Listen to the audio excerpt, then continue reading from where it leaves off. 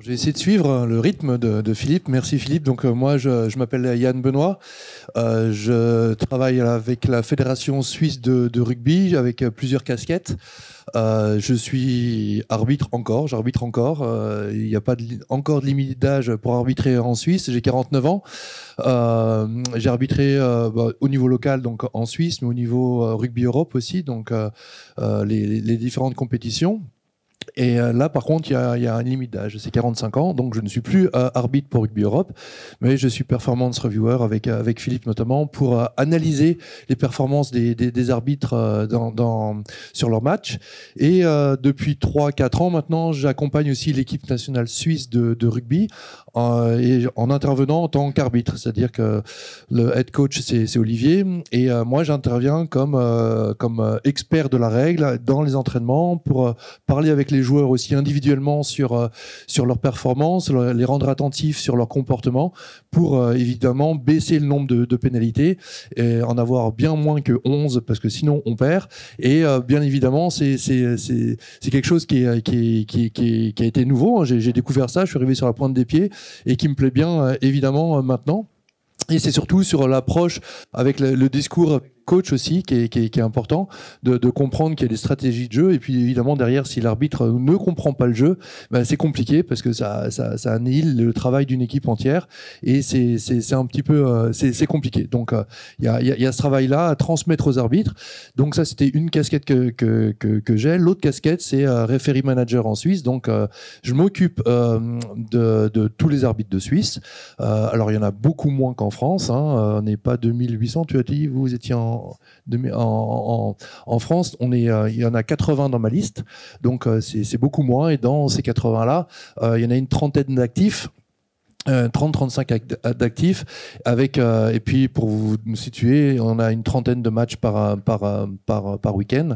Alors quand on a 28 matchs le samedi avec 20 arbitres disponibles, c'est difficile. Donc c'est ce qui me prend du temps dans la semaine, moi, de boucher les trous, de trouver des places pour tout le monde en fonction évidemment des compétences et en fonction des distances.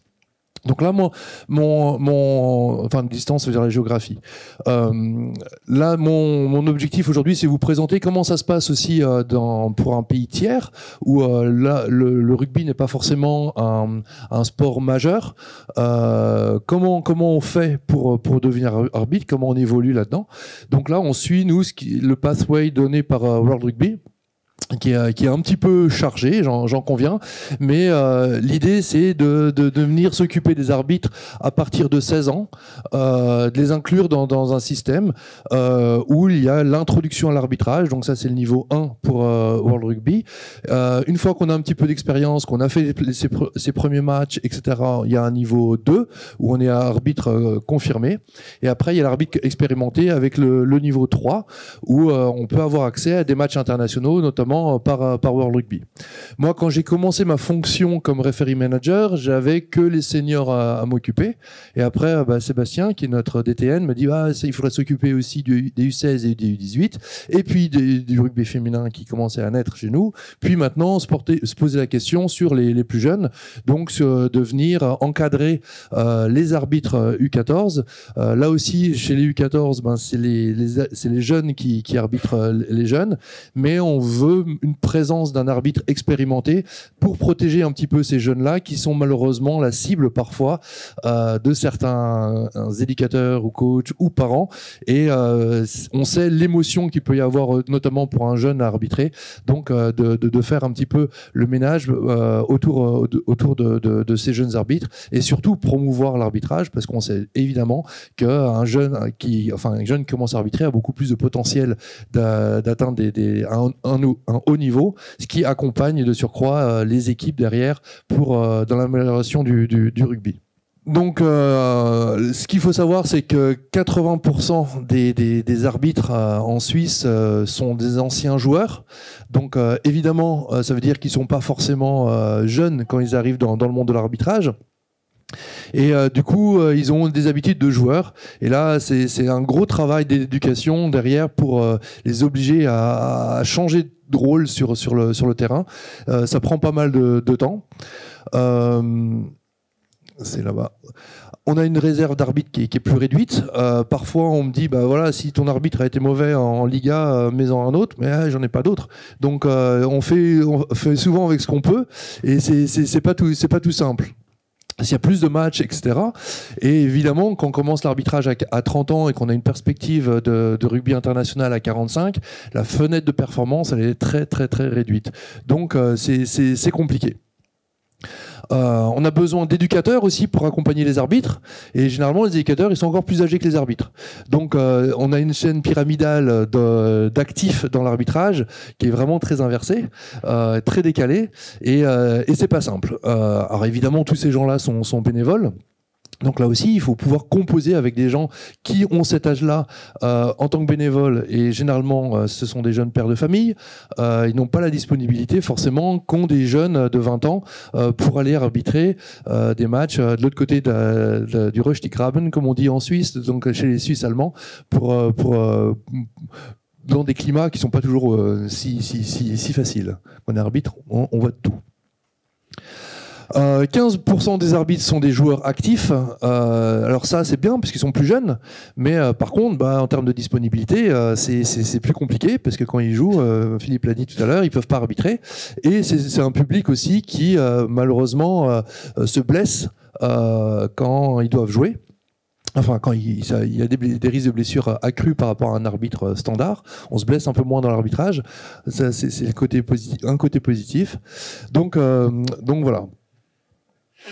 Donc il y a des solutions, évidemment. Sébastien me dit souvent d'aller vers les jeunes. C'est vrai que théoriquement, ce serait super, mais il faut du temps, il faut des intervenants aussi pour ça. Donc s'occuper de l'école d'arbitrage, de faire aussi la promotion de nos arbitres auprès de Rugby Europe.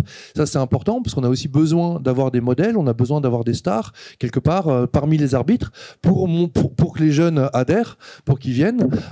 Évidemment, c'est pas simple parce que les stars de l'arbitrage suisse, voilà, on a l'accès au match, c'est pas si simple que ça.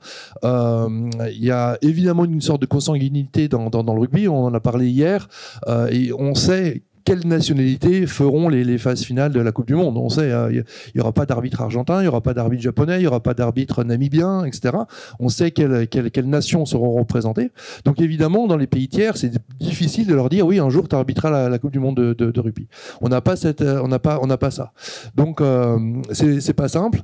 Donc un de nos rêves, nous, c'est de faire des échanges avec les pays dont le rugby est un sport majeur. Donc moi, j'ai pu arbitrer grâce à Philippe en France. Cyril est venu arbitrer aussi en Suisse. Donc évidemment, pour nous, ces gens-là, c'est déjà des héros. C'est bien. On a envie de leur ressembler, on a envie de faire comme eux. C'est bien. Mais c'est vrai qu'on a très peu de marge de manœuvre et les échanges sont aussi difficiles. Ça se fait pas comme ça pour des raisons d'assurance. Et puis évidemment, inviter un arbitre suisse alors qu'on a un réservoir d'arbitres français dans la région, c'est pas forcément ce qui vient à l'esprit au début. Donc voilà, comme Philippe a dit allez les Bleus à la fin, moi je dis allez la Suisse, et puis mais évidemment supporter des Bleus dans la Coupe du Monde. Voilà, c'était ma présentation avant de passer et puis je passe le micro maintenant à Cyril pour la troisième partie de la présentation.